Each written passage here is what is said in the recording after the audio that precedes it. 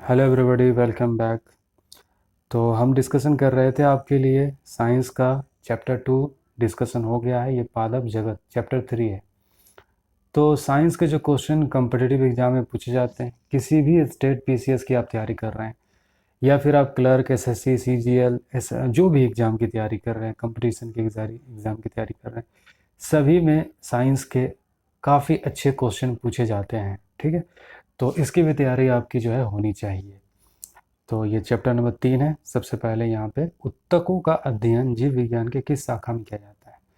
तो उत्तकों के अध्ययन को हिस्टोलॉजी कहा जाता है। ठीक है, और इसकी जो है स्थापना इटली के वैज्ञानिक मार्सेलो मेलपिगी 1628 से 1694 का इनका टाइम है। तो इनका नामकरण इन्हीं ने किया था। ठीक है, उत्तक शब्द का प्रयोग यहाँ पर बिचट ने किया था 1771 और 1802 में। यहाँ पे इसका नामकरण करने वाला मार्सेलो मेलपिगी, जिसको मायर यहाँ पे कहा जा रहा है, और इसका सर्वप्रथम प्रयोग जो किया था 1771 से 1802 में बिजट ने किया था। पादपों में श्वसन, पादप में श्वसन क्या होता है? पादप हमें ऑक्सीजन देता है और हम मानव जाति और तमाम जानवर पादपों को कार्बन डाइऑक्साइड देते हैं। ठीक है, तो यहाँ पे पादपों का जो श्वसन क्रिया है वो पादपों के सभी भाग जैसे मूल, जड़, तना, पत्ती, श्वसन, ये सारे माध्यम है श्वसन करने का। पादपों के एक भाग से दूसरे भाग तक गैसों का परिवहन कम होता है। पादपों की श्वसन दर प्राणियों की अपेक्षा धीमी होती है, यानी कि जो जैसे मानव हर सेकंड सांस लेता है, तो इनका जो पादपों का जो श्वसन जो क्रिया है, जो टाइमिंग है, ये मानवों की तुलना में कम है।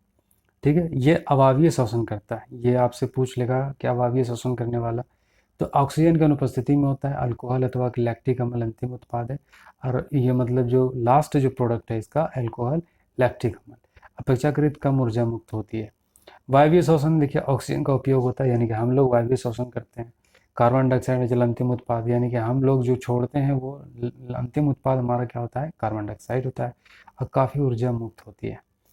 तो पौधे जो अपना भोजन तैयार करते हैं प्रकाश संश्लेषण के माध्यम से करते हैं। अब प्रकाश संश्लेषण की क्रिया होती है जब पौधों में प्रकाश, जल और ये कार्बन डाइऑक्साइड, ये तीनों जब पौधों को पर्याप्त मात्रा में मिलता है तो कार्बोहाइड्रेट्स के निर्माण की प्रक्रिया को प्रकाश संश्लेषण कहते हैं।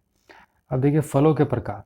कुछ पौधों में फल के निर्माण में पुष्प के अन्य भाग जैसे पुष्पासन, दलपुंज आदि भाग लेते हैं। ऐसे फल को जूटे या कूट फल कहते हैं। मतलब अक्सर हम देखते हैं जो पेड़ों में फल होता है उसके फूलों से होता है, लेकिन कुछ ऐसे फल हैं जिसके जो भाग जो होते हैं फल के निर्माण के, पुष्प के अन्य भाग जैसे पुष्पासन, दल पुंज, ये होते हैं। ये कौन से? सेब, कटहल, नाशपाती, अंजीर। तो ये आपसे सवाल पूछ सकता है। अंडाशय से बनने वाले फल को सत्य फल कहा जाता है। और निषेक फल, कुछ पौधों में बिना निषेचन के ही फल बन जाते हैं, जैसे अनिषेक फालिक कहते हैं जिसको, जैसे यहाँ पे बीज रहित केला, अनानास, अंगूर, पपीता, ये अनिषेक फालिक है, यानी कि निषेचन के बिना ये फल जो है तैयार होता है। पौधों में पोषण, परपोषी। परपोषी वो होता है जो भोज्य पदार्थ का संश्लेषण या निर्माण स्वयं नहीं करता, यानी कि दूसरे जीवों के ऊपर निर्भर करता है। मानव जाति है, तमाम जानवर, कीड़े मकोड़े, जो दूसरे जीवों के ऊपर निर्भर करता है उसको परपोषी कहते हैं। स्वपोषी जो खुद से अपना जीवन यापन और अपनी आवश्यकताओं को पूरी कर लेता है, ये पेड़ पौधे हैं। ठीक है, हरित शैवाल, जीवाणु भी कुछ ऐसे होते हैं जो खुद से अपना अपना ज़रूरत को पूरा कर लेते हैं, खाने पीने की समस्याओं को ठीक कर लेते हैं। पौधे के पत्ते जो हरे होते हैं उसका हरा होने का जो रीजन है, उन पत्तों के अंदर हरी तलवक पदार्थ जो होता है एक पाया जाता है। वनस्पति विज्ञान के संस्थापक माने जाते हैं थियोफ्रास्टस। पुष्पों का अध्ययन कहलाता है एंथोलॉजी। एंथोलॉजी वर्गीकरण विज्ञान के सर्वप्रथम महान वनस्पति शास्त्री कौन थे? लिनियस थे। और आवृत बीजों में मादा युग्म उद्भिद होता है, भ्रूणकोश, प्रकाश श्वसन होता है केवल पौधों के हरे भागों में। अब पौधों में अर्धसूत्री विभाजन कहाँ होता है? परागकोश में। अब पौधों में किस संरचना के द्वारा जल ऊपर चढ़ता है? जाइलम के द्वारा। एक बीज किसके अभाव में अंकुरित हो सकता है? पर्याप्त प्रकाश के। अब प्रकाश संश्लेषण की दर किस प्रकार में अधिक होती है? तो लाल होती है। जीवाणु द्वारा नाइट्रेट का वायुमंडलीय नाइट्रोजन में परिवर्तन करने की प्रक्रिया को क्या कहते हैं? विनाइट्रीकरण कहा जाता है। मतलब जैसे जिस प्रोसेस के जरिए पौधों को नाइट्रोजन मिलता है उसी प्रोसेस को विनाइट्रीकरण कहते हैं। ठीक है, पेड़ों के जड़ों में जो कीड़े मकोड़े होते हैं, पेड़ों की जड़ों के माध्यम से मिट्टी में वो मिट्टी को हल्का करते हैं, जिसके माध्यम से मिट्टी से जो है जड़े के माध्यम से जो है नाइट्रोजन पेड़ पौधे ले लेते हैं, जिसको विनाइट्रीकरण कहा जाता है। वृद्धि रोधक के रूप में कार्य करते हैं एबेसिक अम्ल और इथाइलिन। पुष्पित पौधों के बीज किसके बने होते हैं? भ्रूण काश संग्रह तथा आवरण के। प्रकाश संश्लेषण पादप की किस कोशिका का होता है? तो क्लोरोप्लास्ट होता है। यदि हम केचुआ अथवा जोग पर नमक छिड़कते तो क्या होता है? वो प्रसारण प्रघात के कारण जो है वो पिघल जाता है, मर जाता है। कौन सी फसल मिट्टी को अतिरिक्त नाइट्रोजन पदार्थ को प्रदान करती है? तो मटर। ठीक है। कौन सा तत्व पौधों के विकास में आवश्यक नहीं है? सोडियम। वर्गी कंपोस्ट क्या है? कार्बनिक जैव उर्वरक। किस पौधों को औषधि भारतीय चिकित्सा कहा जाता है? आंवला को। और अफीम पौधे किस भाग से प्राप्त किया जाता है? फूल से। सबसे पहले देखिए, सब पूछ देगा सवाल कि अफीम पौधों के किस पेड़ के किस भाग से प्राप्त होता है? तो फूल से होता है। सबसे पहले बनने वाले प्राथमिक जारक तत्व क्या कहते हैं? तो इसको कहा था प्रोटोजाइलम। और कॉफी पौधों के किस भाग से प्राप्त है? बीज से होता है। रेशम, ये सब पूछा भी गया है सवाल। अभी बीपीएससी में भी ये सब सवाल पूछा गया है, तो ये इसको आप हल्के में नहीं लीजिएगा, बहुत इंपॉर्टेंट है आप। रेशम के कीट सामान्यतः किस पेड़ पर पाले जाते हैं? शहतूत। भूमि की उर्वरता को घटाने वाला जीवाणु कौन सा है? देखिए, बहुत इंपॉर्टेंट क्वेश्चन। थायोबैसिलस डिनाइट्रीफेकस, जो भूमि की उर्वरता को कम कर देता है। जीवाणु प्रकाश संश्लेषण क्रिया में हाइड्रोजन दाता सामान्यतः कौन होता है? Hydrogen sulphide.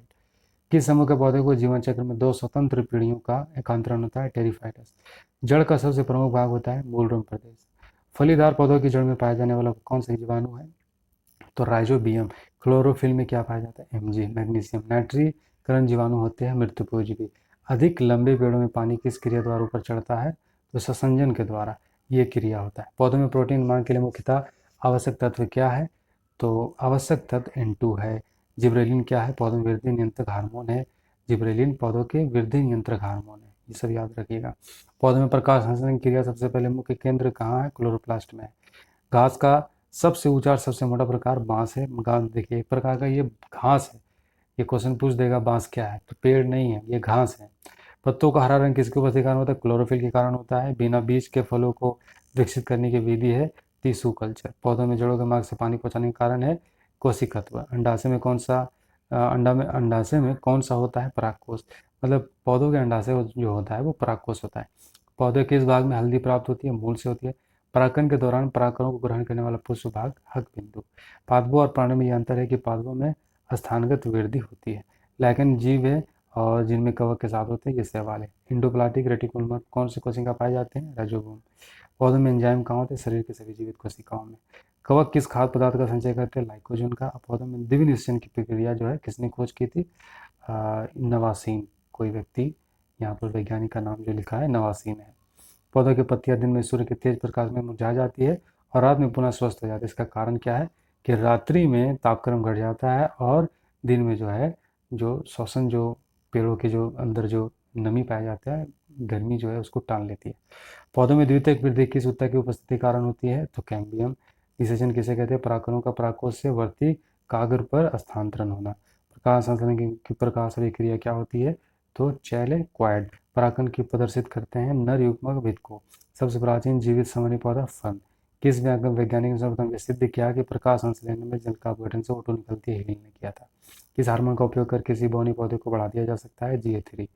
झाड़ियों और वृक्षों का अध्ययन, देखिए ये साइंटिफिक नाम वैज्ञानिकों ने रखा है, ठीक है। GA3 एक ऐसा हार्मोन है जिसके माध्यम से एक कोई कोई बौने पौधे को बड़ा किया जा सकता है। झाड़ियों और वृक्षों का अध्ययन कहलाता है डेंडोलॉजी। ठीक है। पौधों के निषेचन का अर्थ होता है एक नर, ये आपको बताया जा चुका है। जो तना हरा और पत्ती जैसे होती है वो क्या कहलाता है? पर्णकाय कहलाता है, पर्णकाय स्तंभ। जियांगवा भाग है जो पराग ग्रहण करता है, क्या कहलाता है? वर्तिकाग्र।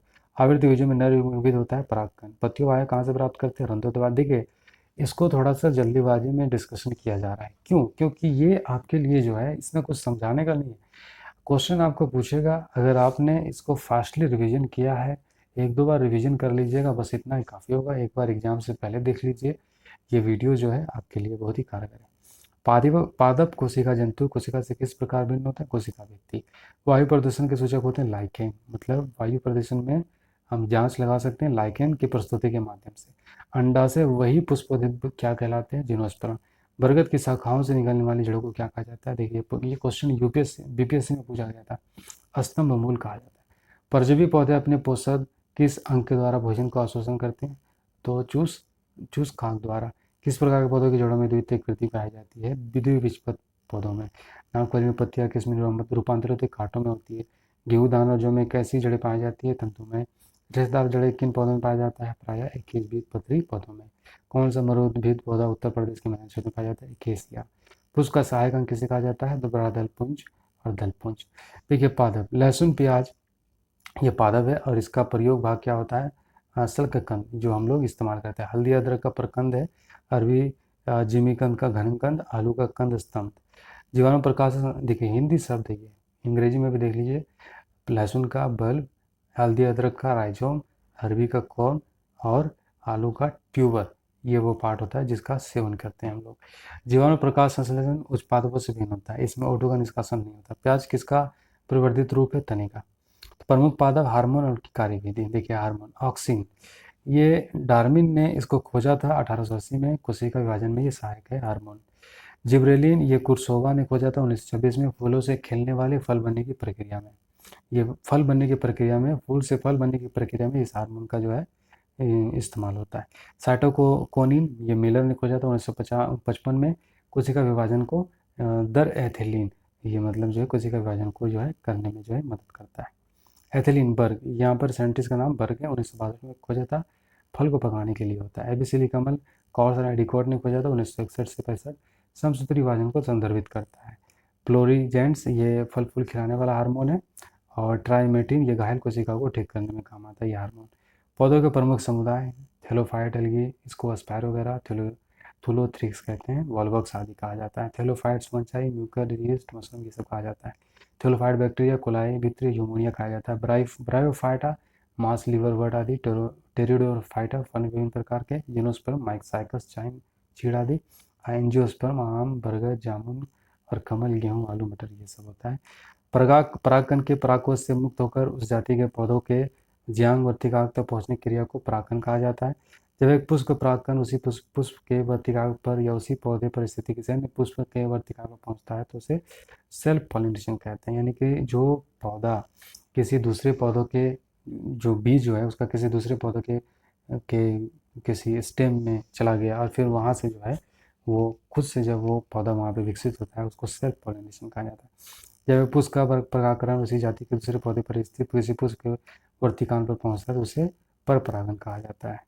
परागण की विधियाँ, देखिए वायु परागण, जैसे हवा के माध्यम से भी जो है बीजों का परागण हो जाता है। आप देखते हैं कई बार जो पक्षियाँ होती है, कोई फल खाती है, बीज भी खा जाती है, फिर वो जब जब वो टॉयलेट करती है किसी पेड़ के ऊपर तो उसमें जो बीज होता है उसी बीज में से जो टॉयलेट में वो होता है उससे वो वहाँ पे फिर से वहाँ पे पौधा निकल जाता है, जिसको वायु परागण जो पक्षियाँ जो लेके जाती हैं या वो हवा के माध्यम से कहीं पर पहुँच जाता है। कीट परागण जो कीड़े मकोड़े लेके जाते हैं बीज को और किसी स्थान पर स्थानांतरित करते हैं और वहाँ पे वो पेड़ हो जाता है। जल परागण जल के द्वारा होता है। जंतु परागण जंतु के द्वारा। अचिरो चिरोप्टेरी फिलिकस ये चमगादड़ द्वारा होता है। मेलेकोफिकस गंगों द्वारा। और पक्षी परागण पक्षियों के द्वारा होता है। डिसीजन के बाद पुष्प में होने वाली परिवर्तन क्या है? देखिए बरहा दल पुंज तो मुरझाकर गिर जाते हैं, दल दल मुरझाकर गिर जाते हैं, पुकैन से झड़ जाते हैं, वर्तिका मुरझा जाती है, वर्तिका अगर मुरझा जाती है अंडा से फल में बदलता है, अंडा से भित्ति, फल भित्ति बन जाती है, त्रिसंयोजक केंद्र भ्रूण पोष में बदल जाता है, अंड कोशिका भ्रूण बदलती है, बीजांड बीज में परिवर्तित हो जाती है। फलों का देखिए हम क्या है ना कि जीव विज्ञान का हमें जो है हमें यहाँ पे सिर्फ और सिर्फ हमें वो वन लाइनर क्वेश्चन जो हमारे परीक्षा में पूछा जाएगा हम उसके लिहाज से यहाँ पे ये डिस्कशन कर रहे हैं। इसकी डिटेल जानना हमारे लिए ज़रूरी नहीं है, ठीक है। हमें सिर्फ ज़रूरी इतना है कि जो क्वेश्चन जो एक जो बेसिक सा जो क्वेश्चन है जो साइंस का जो हमें जानना चाहिए उसको जानने के लिए यहाँ पे डिस्कशन किया जा रहा है। इसीलिए बहुत डिटेल में हम आपसे चर्चा नहीं कर रहे हैं, इसलिए फास्ट रिविजन कर रहे हैं। आप भी इसको लाइटली ले करके जो है एग्ज़ाम से पहले अगर आप देख लेंगे तो आपका जो है अगर क्वेश्चन आ गया तो आप छूटेगा नहीं। देखिए गेहूं को जो होता है ये कहाँ पर इसको खाने योग्य भाग होता है? भ्रूण पोष और भ्रूण। काजू का पुष्पन बीजपत्र, लीची एरल, चना का बीजपत्र भ्रूण, मूंगफली का बीजपत्र भ्रूण, शहतूत का रसीले पारदिल पुंज, कटहल का परिदल पुंज बीज, अनानास का परिदल पुंज, नारंगी का जूसी हेयर, सेब का पुष्पासन, नाशपाती का पुष्पासन, आम का मध्य फल भित्ति, अमरूद का फल भित्ति बीजांडसन, अंगूर का फल भित्ति बीजांडसन, पपीता का मध्य फल भित्ति, नारियल का भ्रूणकोश, टमाटर का फल भित्ति बीजांडसन, केला का मध्य और अंत भित्ति, अनार का बीज चूल, धनिया का पुष्पासन बीज, शरीफा का फल भित्ति, सिंघाड़ा का बीज पत्र, नींबू का रसीले रूम। तो पादप हरे होते हैं, क्यों होते हैं हरे? इसमें क्योंकि पादप के अंदर जो है एक हरी तलवक पदार्थ पाया जाता है जिसकी वजह से पादप हरे होते हैं। तो ये हमारा जो है कंप्लीट डिस्कशन हो गया। तो पादप जगत से सारी बातें हमने डिस्कस कर ली। अगर आप कहीं पर कोई दिक्कत है समझने में, ज़्यादा कुछ समझने की ज़रूरत है नहीं, आप इसको फास्टली जो है इसको रिवाइज़ कीजिए और इतना ही आपके लिए काफ़ी है। क्योंकि आपसे जो क्वेश्चन पूछा भी जाएगा तो वो बहुत गहराई से नहीं पूछेगा, ऊपर ऊपर से सवाल पूछा जाएगा। ठीक है, थैंक यू।